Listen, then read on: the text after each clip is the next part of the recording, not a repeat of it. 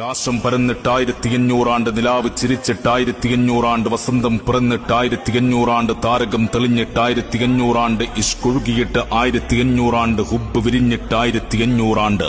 മാലാഖമാർ താരാട്ടുപാടി ഉറക്കാൻ കാത്തിരുന്ന ആരംഭപ്പൂവായ കുഞ്ഞുമോൻ ആമിന ബീവിയുടെ ഉദരത്തിൽ നിന്ന് പിറന്നു വീണ് കുഞ്ഞിക്കണ്ണുകൾ തുറന്ന് ലോകത്തെ കണ്ടിട്ട് 1500 ആണ്ട്.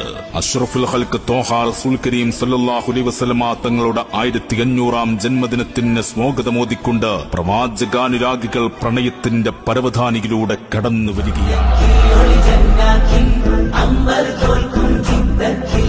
അനുരാഗത്തിൻ പൂന്തങ്ങൾ ആരിലും ആശ്രയമാം